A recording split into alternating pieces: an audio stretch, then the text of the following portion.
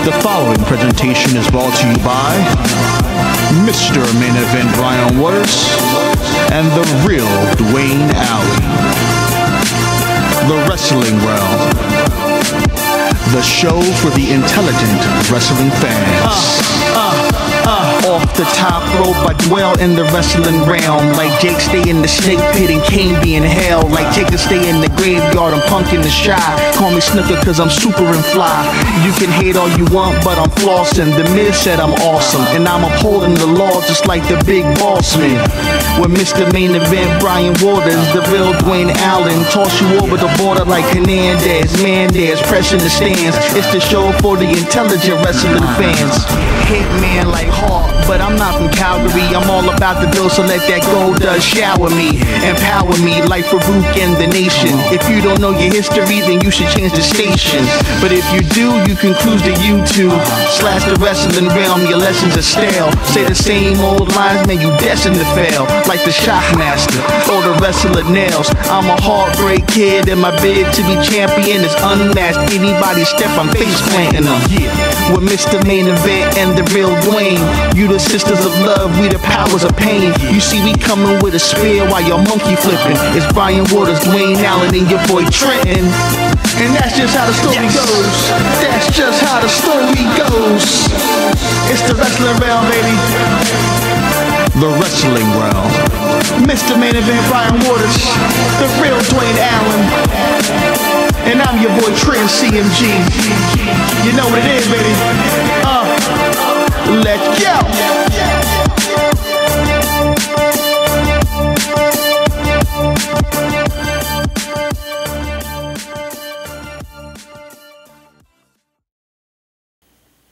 Hello, ladies and gentlemen, and welcome to another edition of The Wrestling Wrealm. He is the Real Dwayne Allen.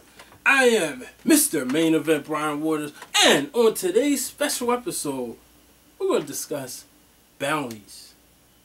That is right, ladies and gentlemen. We all know that the NFL has caught a lot of heat for the latest uproar in the bounties that have come out in tradition in regards to NFL and the way they've done things in the past, and they finally got caught on it. And it's been a huge problem, and it's brought a lot of negative publicity to the NFL, and Roger Goodell and his staff are trying to do a better job in cracking down on these things, which have caused many problems, health issues that is, towards many players in their football careers. So why are we here today to discuss this?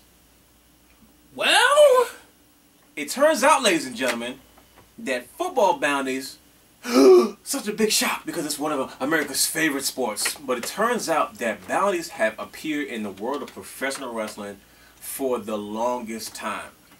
No uproar? Of course not, because it's not a mainstream sport, and because, unfortunately, it happens to be the culture. So the Wrestling Wrealm is here today to finally bring light on this wonderful article done by Pro Wrestling Illustrated to discuss bounties in professional wrestling. Certainly. You know, when you sit back and you think about this, why would there be bounties in wrestling? Very good question. Well, you got to think. When you hold one of these, your paychecks triple, quadruple.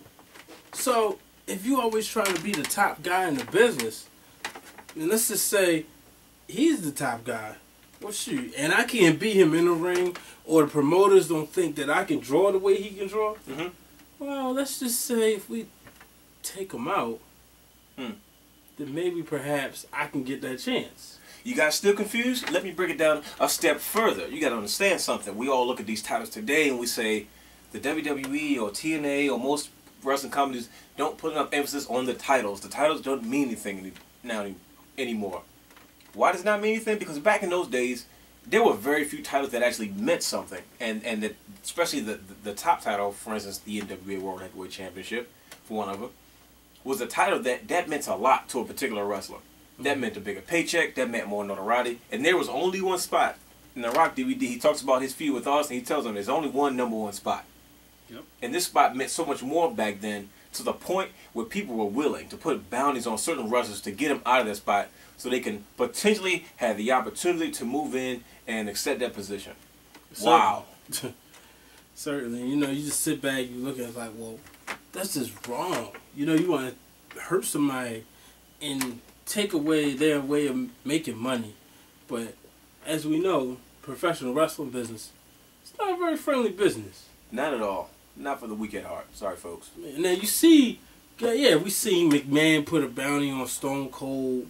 Yeah, whoever eliminates Austin in the Royal Rumble, $100,000.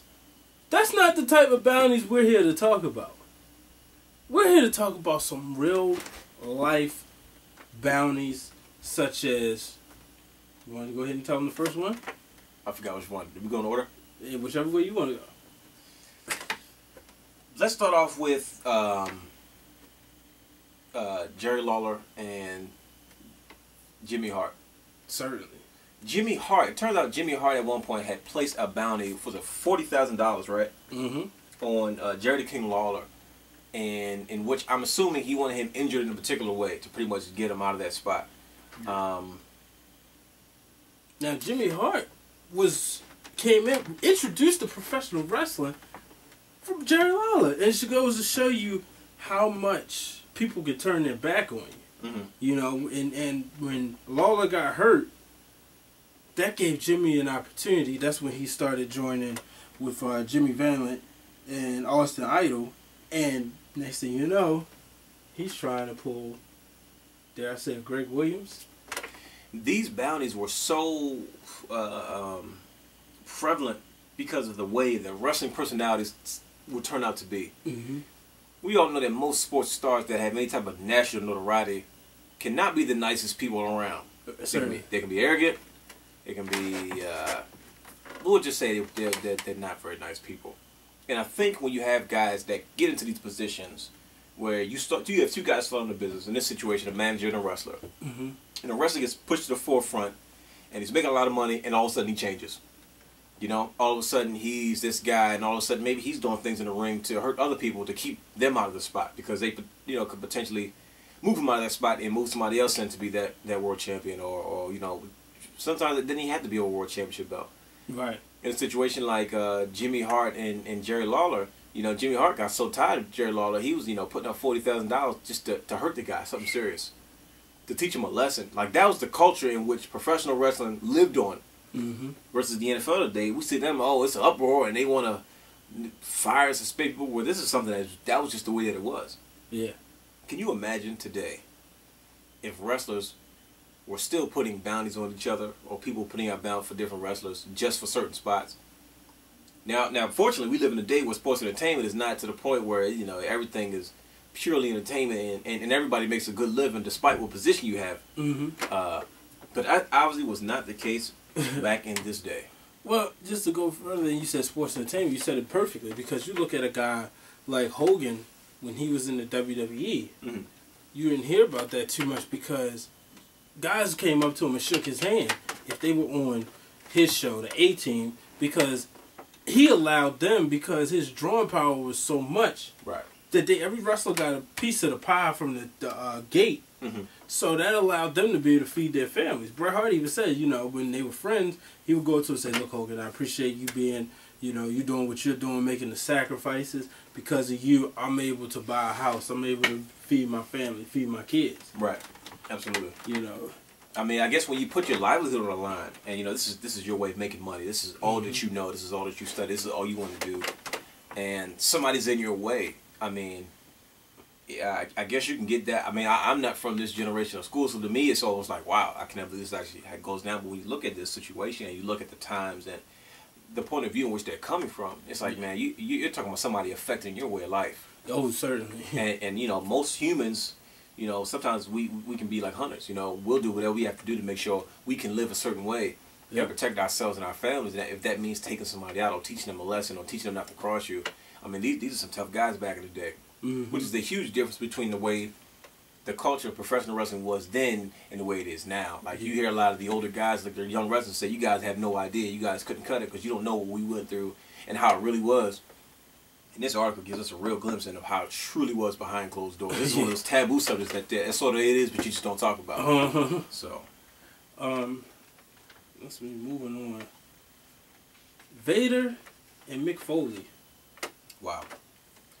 Vader and Mick Foley, for you guys who don't know, Vader and Mick Foley have had a very storied history. And they've had a lot of brutal matches. I believe they met up in Japan a few times, but then it really culminated in WCW. Yeah. But they had some of the most brutal matches where, almost borderline hardcore matches, but not necessarily categorized as hardcore matches back in those days.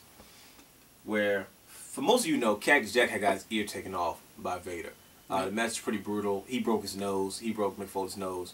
And at one point, Mick Foley had even put a bounty on Vader. And he was like, you know, I'll pay,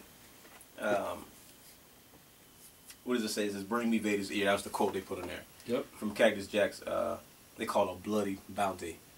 What do you think about that, though? I mean, first of all, you have Vader. Yeah. You know, this, you know, big behemoth. He's in a match. You're in a match with him. You're wrestling these, you know, for long periods of times, and you know, you're already unhappy. You're in WCW. You know, things are not going as well, and you're putting your body on the line, sacrificing a lot for something like that to just happen. Yeah. And then, can you understand, or do you feel where he's coming from with the idea of, okay, bring me Vader's ear? See, that goes to show you had a lot of egos. You know, these guys certainly work a lot more stiffer. You know, people try to say wrestling real, it's not real, it's fake. No, these guys, a lot of times, yeah, the outcome was predetermined, but yeah, they work real stiff, and it was some hard matches. Right. So with that, yeah, I think it's wrong for him, you know, him to go about it that way. But at the same time, you know, he felt Vader tried to decapitate him. So, right. Hey, by all means, it's kind of like, it's hard to turn the other cheek. Right. You know, eye for an eye, tooth for a tooth, literally in this case. So I can understand where Cactus was coming from. Right. You know, he said, somebody bring me his ear and mail it to me. I'll be happy to sign for it.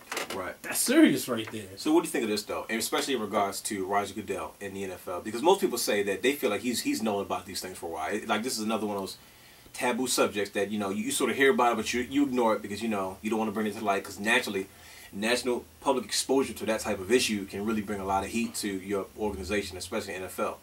So how about during this time in WCW? The article says that WCW Executive VP Eric Bischoff turned a deaf ear to the proclamation that Mick Foley had made in regards to somebody bring me Vader's ear, and I'll, you know, be sure to take care of him financially, because, you know, everybody's getting paid in WCW at the time. Wasn't much going on, but at least everybody was getting paid. What do you think about the guy in charge? You know, whether it be Roger Goodell in football, or in this case, Eric Bischoff in WCW, turning a deaf ear to something like that? Because one, that is the culture. If you grew up in that, you understand it. But do you address it? Do you put an end to it? I mean, how do you deal with that if you're in a situation? You gotta address it. You know, if you ask me personally, what I've done, yeah, I'm gonna address the situation. Because you lose talent, then you figure you take out Vader's ear. I mean, somebody take out Vader's ear. Then naturally, one of his homeboys, you know, say somebody did that to you. Right. Then I'm gonna come for them. Right. So now you have all this going on, and now your talent, slowly but surely, is depleted. So you got to go out and establish new stars. Right. You know, he said if Sting or the Boss or somebody else mails it. So let's say Sting did it. Right. Biggest draw at the time. What's this? 94. Yeah. So you know you got the biggest draw at the time right now. This is shortly before Hogan came in there. Right. You really running a lot of. It's more than just these two going at. You running into a lot of problems. So you really do have to address that. You know, you can't let this slide. But that's Eric Bischoff, WCW, trying to be one big happy family. Right. Not wanting to make people upset, not wanting to ruffle the feathers with anybody. And I think that's why he turned deaf ears to that proclamation. Okay.